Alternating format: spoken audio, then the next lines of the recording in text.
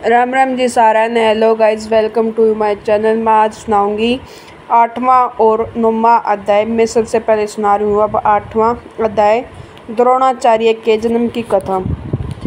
द्रोणाचार्य कौरव व पांडव राजकुमार के गुरु थे।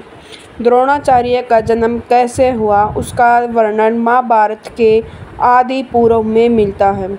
एक समय गंगा द्वारा नामक स्थान पर महर्षि भरद्वाज रहा करते थे। बड़े स्थान पर महर्षि भरद्वाज रहा करते थे। वे बड़े व्रतशील व यशस्वी थे। एक दिन वे महर्षियों को साथ लेकर गंगा स्नान करने गए। वहाँ उन्होंने देखा कि घृताची नामक उपसारा स्नान करके जल से निकल रही है। उसे देखकर उनके मन में काम वासना जाग उठी और उनका वीर्य स्खलित होने लगा।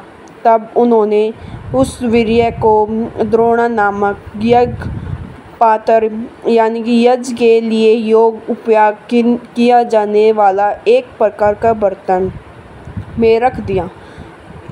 उसी से द्रोणाचार्य का जन्म हुआ।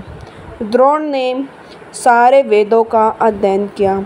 महर्षि भरद्वाज ने पहले ही आग्नेयास्त्र की शिक्षा अग्निवेशीय को दे दी थी। अपने गुरु भरद्वाज की आज्ञा से अग्निवेशीय ने द्रोणाचार्य को आग्नेयास्त्र की शिक्षा दी। द्रोणाचार्य का विवाह सरदानी की पुत्री कृपा से हुआ था।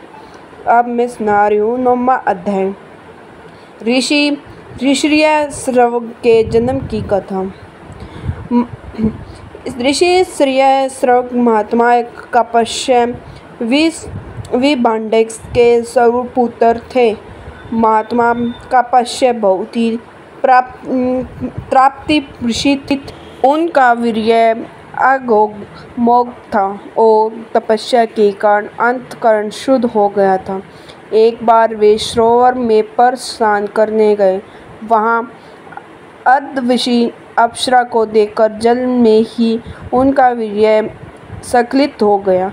उस वीर्य को जल के साथ एक हिरणी ने पी लिया, जिससे उसे गर्भ रह गया। वास्तव में वह हिरणी एक देवी कन्या थी।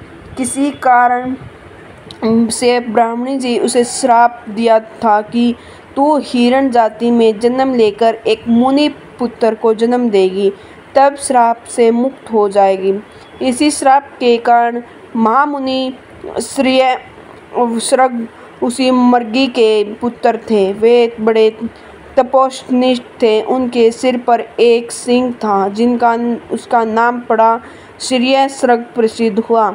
वाल्मीकि रामायण के अनुसार राजा दशरथ के पुत्र प्राप्ति के लिए पुत्रेष्टि यज्ञ करवाया था। इस यज्ञ को मुख्य रूप से ऋषि ने संपन्न किया था। इस यज्ञ के फलस्वरूप ही भगवान श्री राम, लक्ष्मण, भरत व शत्रुघ्न का जन्म हुआ था।